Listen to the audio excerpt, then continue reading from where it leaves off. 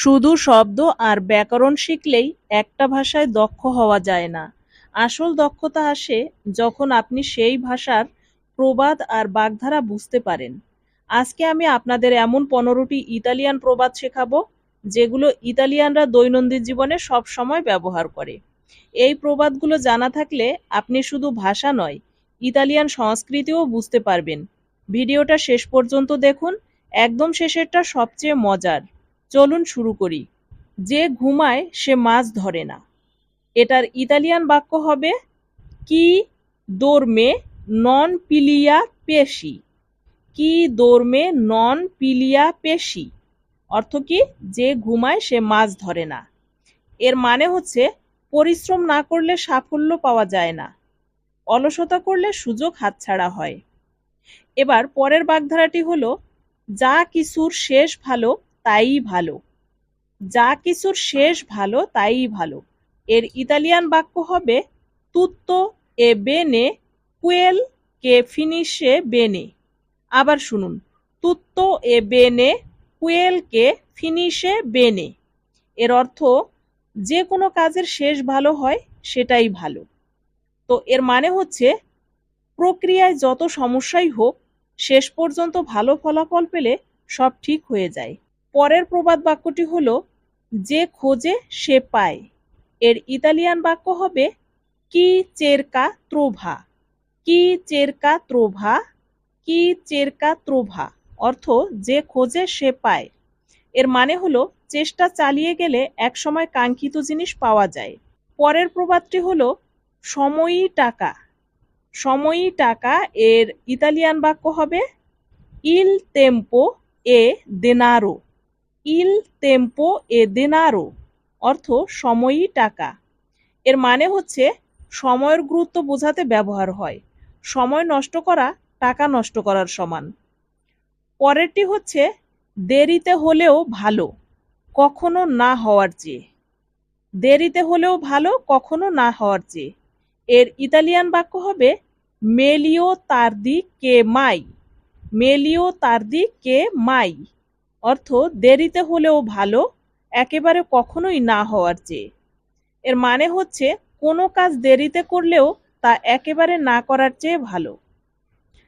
পরের প্রবাদটি হলো যে ধীরে চলে সে সুস্থভাবে ও দূরে যায়। যে ধীরে চলে সে সুস্থভাবে ও দূরে যায়। এর ইতালিয়ান বাক্য হবে কি ভা পিয়ানো ভাসানো এ ভা লোনতানো। এখানে আবার বলছি দেখুন, কি ভা পিয়ানো ভাসানো এ ভা লোনতানো। এর অর্থ যে ধীরে চলে সে সুস্থভাবে ও দূরে যায়। তার মানে হচ্ছে তাড়াহুড়া না করে ধীরে সুস্থে কাজ করলে দীর্ঘমেয়াদে ভালো ফল পাওয়া যায়। পরের প্রবাদটি হলো প্রতিবেশীর ঘাস সব সময় সবুজ লাগে। প্রতিবেশী, আমরা বলি না নদীর এপার থেকে ওপারের ঘাসগুলো বেশি সবুজ মনে হয়, ঠিক সেই রকম প্রতিবেশীর ঘাস সব সময় সবুজ লাগে। এর ইতালিয়ান হবে লেরবা দেল ভিচিনো এ সেম্প্রে পিউ ভেরদে। লেরবা দেল ভিচিনো এ সেম্প্রে পিউ ভেরদে। তার মানে হচ্ছে নিজের জিনিসের চেয়ে অন্যের জিনিস সবসময় ভালো মনে হয়, যদিও বাস্তবে তা নাও হতে পারে। পরের প্রবাদটি হলো নিজে করলে তিনজনের কাজ হয়। নিজে কাজ করলে তিনজনের সমান কাজ হয়। এর ইতালিয়ান বাক্য হবে কি ফা দা সে ফা পের ত্রে। কি ফা দা সে ফা পের ত্রে। এর অর্থ নিজে করলে তিনজনের সমান কাজ করা যায়। মানে হচ্ছে নিজের কাজ নিজে করলে তা অন্যের উপর নির্ভর করার চেয়ে ভালো ও দ্রুত হয়। এর পরের প্রভাবটি হলো যা চকচক করে তাই সোনা নয়। এর ইতালিয়ান বাক্য হবে নন এ তুত্তো ওরো কুয়েলকে লুচ্চিকা। নন এ তুত্তো ওরো কুয়েলকে লুচ্চিকা অর্থ যা চকচক করে তাই সোনা নয়। এর মানে হচ্ছে বাহ্যিক সৌন্দর্য দেখে কোনো কিছুর প্রকৃত মূল্য বিচার করা উচিত নয়। মানে বাইরের সৌন্দর্য দেখে কোনো কিছুকে অত বেশি সুন্দর মনে করা ঠিক নয়, এটাই বোঝানো হয়েছে। পরের প্রবাদটি হলো উপহারের ঘোড়ার দাঁত গোনা উচিত নয়। উপহারের ঘোড়ার দাঁত গোনা উচিত নয়। এর ইতালিয়ান বাক্য হবে আ কাভাল দোনাতো নন সি গুয়ার্দা ইন বোক্কা। আ কাভাল দোনাতো নন সি গুয়ার্দা ইন বোক্কা।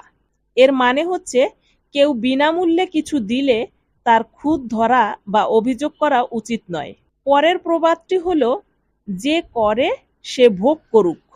যে করে সে ভোগ করুক। এর ইতালিয়ান বাক্য হবে কি লা ফা লাসপেত্তি। কি লা ফা লাসপেত্তি। এর অর্থ যে করে সে ভোগ করুক। এবার মানেটা দেখুন, কেউ খারাপ কাজ করলে তাকে তার পরিণতি ভোগ করতে হবে। কর্মফল থেকে কেউ বাঁচতে পারে না। পরের প্রবাদটি হলো শেষ হাসি সবচেয়ে ভালো হাসি। শেষ হাসি সবচেয়ে ভালো হাসি। এর ইতালিয়ান বাক্য হবে রিদে বেনে কি রিদে উলতিমো।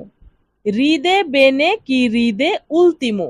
অর্থ শেষ হাসি সবচেয়ে ভালো হাসি। এর মানে হচ্ছে শুরুতে কে জিতলো সেটা গুরুত্বপূর্ণ নয়, শেষ পর্যন্ত যে সফল হয় সেই আসল বিজয়ী।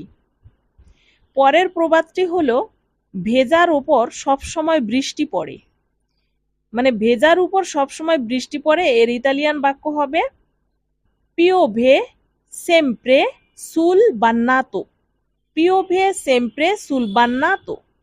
এর অর্থ হচ্ছে ভেজার উপর সবসময় বৃষ্টি পড়ে। তার মানে যার ভাগ্য খারাপ তার উপর একের পর এক সমস্যা আসতেই থাকে।